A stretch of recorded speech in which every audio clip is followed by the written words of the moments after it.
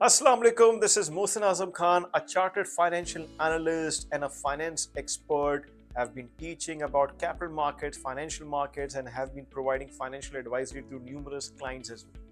ये वीडियो खास तौर पे it's all about PIA privatization process. जो लेटली PIA प्राइवेटाइज हुई है, सर कितने की हुई है, क्या एक्चुअल प्राइस है, क्या ये अच्छा है, बुरा है, ये क्या है, ये क्या चीज़ बिकी है, क्या नहीं बिकी है, लोन्स गए नहीं गए, तो सारे सवालों के जवाब मैं कोशिश करूंगा इस वीडियो में दूं। वीडियो हो सकती है स्लाइड लंबी हो, लेकिन प्लीज पूरी देखिएगा so you understand the entire process of PIA.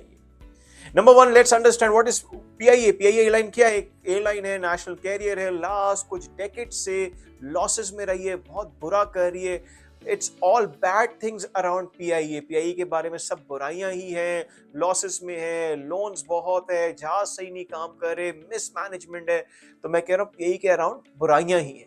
Sir इस PIA को पहले ओन कौन करती थी? हुकूमत ओन करती थी, और हुकूमत को सारा का सारा इसकी मैनेजमेंट भी देखनी होती थी, इसके लोन्स भी देखने थे, इसके लॉसेस भी बर्दाश्त करने पड़ते थे हर साल. तो हुकूमत कुछ सालों से कोशिश कर रही थी कि ये PIA किसी प्राइवेट इन्वेस्टर को बेच दे, और लास्ट 2 टाइम्स कोशिश की लेकिन नहीं सेल ऑफ हो सकी. तो उसने एक फॉर्मूला जनरेट किया. वो फॉर्मूला क्या था कि लास्ट ईयर PIA कंपनी जो एक पूरी होल कंपनी थी उसको 2 हिस्सों में तोड़ दिया गया.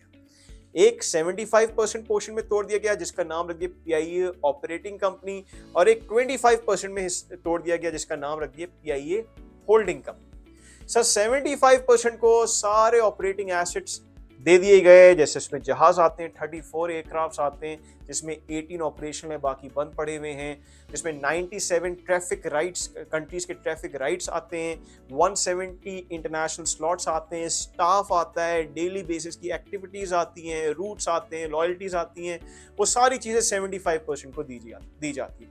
और चंद ऑपरेटिंग लाइबिलिटीज. मेरे जो 25% है वो जो बड़े बड़े लोन्स हैं PIA के, जो बड़े बड़े खसारे PIA के, वो 25% PIA होल्डिंग कंपनी अपने पास रख ली.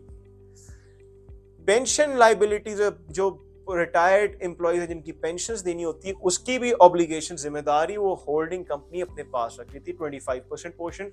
और जो बाहर असासे होटल चेन्स हैं वो भी 25% PIA होल्डिंग कंपनी अपने पास रख ली थी.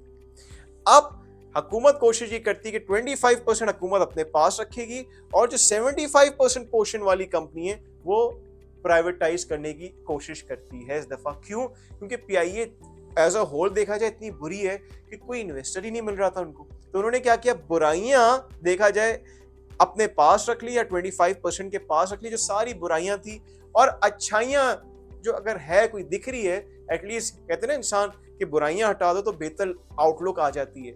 तो उसी तरह कंपनी की बेहतर आउटलुक लाने के लिए उन्होंने बुराइयां अपने पास रखी ताकि कुछ तो दिखे इन्वेस्टर को, ताकि वो 75% आके ले. तो ये जो प्राइवेटाइज्ड हुआ है, जो बिका है, ये बेसिकली 75% हिस्सा बिका है, जिसमें सारी अच्छी अच्छी चीजें PIA कंपनी की आ जाती.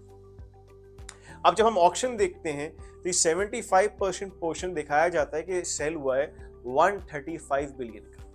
लेकिन यहाँ भी एक ट्विस्ट आता है. वो 135 बिलियन में से 8%, मतलब 8%, जो कि बनते हैं लगभग 10 बिलियन, वो हुकूमत को मिलते हैं.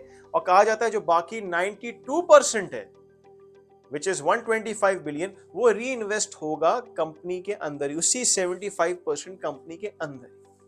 तो एक कंफ्यूजन मच जाती है, भाई बिकी कितनी की है फिर 75%? तो असल देखा जाए 75% बिका 10 बिलियन का ही है. आप 135 बिलियन नाम का है, लेकिन असल बिकआउट 10 बिलियन का ही है.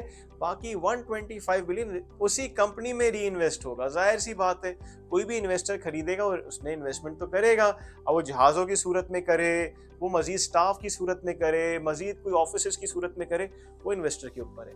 लेकिन आपके शेयर्स असल में कितने के गए? 75% शेयर्स वो 10 बिलियन रुपीस के ही गए हैं. अब कोई बंदा सवाल करता है, सत्य का तो जहाज भी नहीं आता. बात बिल्कुल ठीक है, लेकिन अगर कोई बोलता है कि सर क्या इसकी वैल्यू बहुत ज्यादा थी, तो वो भी डिबेटेबल पॉइंट है. क्योंकि अगर बुक वैल्यू देखी जाए तो बुक वैल्यू से फिर भी 10 बिलियन रुपीस ज्यादा ही है. बुक वैल्यू इससे भी कम नजर आती है उस PIA की जो 75% पोर्शन वाली company.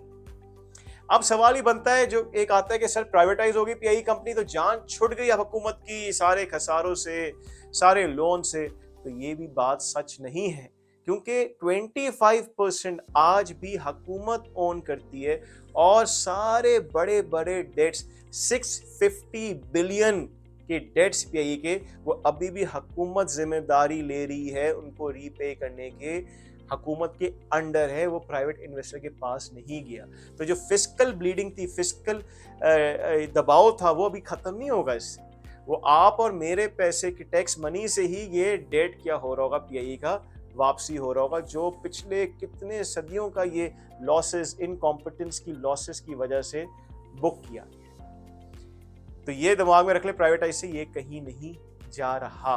Pension liabilities, loan liabilities, अगर मैं लगभग बोलूं साल का सूद या इंटरेस्ट रेट भी ऐसी कैलकुलेट करूं, 10% भी रख लूं, 65 बिलियन रुपीस हर साल मेरी और आपकी जेब से टैक्स की सूरत में ये जाएगा।